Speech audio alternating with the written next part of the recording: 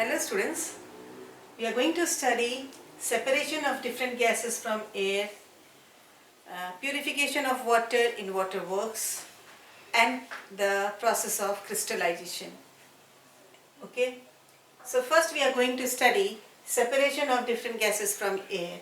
Okay, air is a homogeneous mixture, isn't it? It is consisting of all the gases like elements in the gases form like nitrogen, oxygen, argon, carbon dioxide. Okay, we can see the percentage by volume. Nitrogen is 78.1, oxygen is 20.9, okay, argon is 0.9% and carbon dioxide is 0.03%.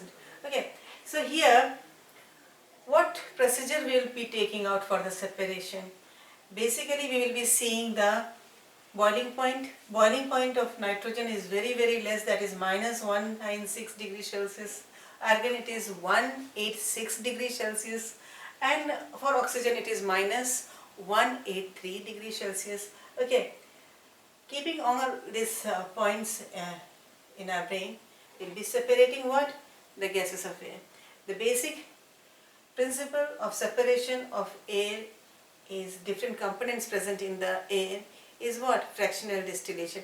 But before fractional distillation, many procedures are carried over. Okay, so first what we have to do, we have to dry the air. Okay, the air is first dried.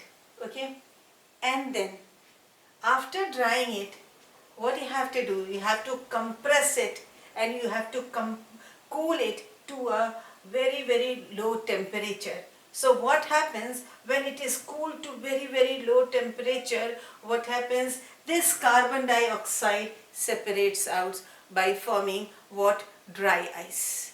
Okay, now we are doing compression and cooling.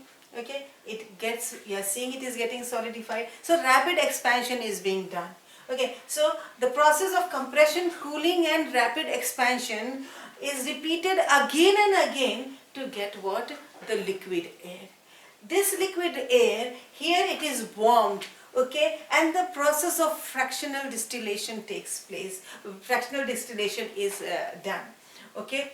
And when we are doing fractional distillation, I said to you that the difference in the boiling point is less than 25 degrees Celsius, isn't it?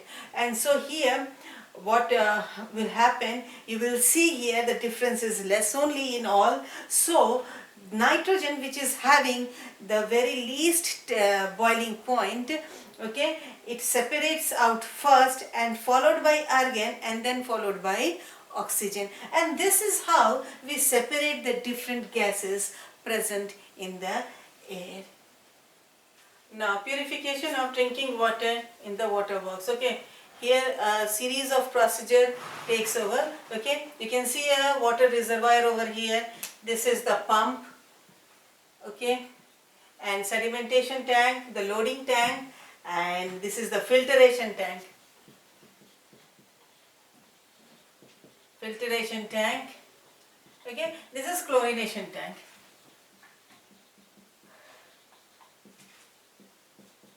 So let us understand. We have taken the impure water in the water reservoir, okay. In order to move the water forward, we have used what? The pump, okay. And here you can see the sedimentation. Actually this water consists of sand, dust, mud particles also. What happens when it comes to the sedimentation tank? It gets collected at the bottom, okay, and then it is passed to the loading tank. What happens in the loading tank? Alum is present over here. So when sedimentation has taken place over here, some lighter particles are still present in this water, okay. So these lighter particles are removed in the loading tank, okay, because it consists of alum. What is the function of the alum? Consists of aluminum ions. This conjugate the particles of the clay or the small particles over here, okay, and as the result it settles it down, okay. And then this water is now passed to what? Filtration tank. And in the filtration tank you can see there are layers. Coarse gravels are present at the bottom, then gravels and then fine sand. So here when the water comes in this, it goes through this, all the three, the coarse gravel and the fine sand, and as the result it gets totally clear and filtered, okay. And then this water passes to the chlorination tank where the germs are killed, and then it goes into the society or the where it has to reach, okay. But here chlorination tank is there, but what about the filters which we are using at home, okay. In the filters, they are so compact in nature, isn't it? So here what happens, here also germs are killed, but many a times in the filters ultraviolet light is used to kill the germs, okay. Now next topic is crystallization, okay. Crystallization, here we are making what? Pure copper sulfate crystals, okay, from impure sample. Impure sample of what? Of copper sulfate, okay. Now how we will be making it? Okay, we have taken the sample of copper sulfate, we add water to it, okay.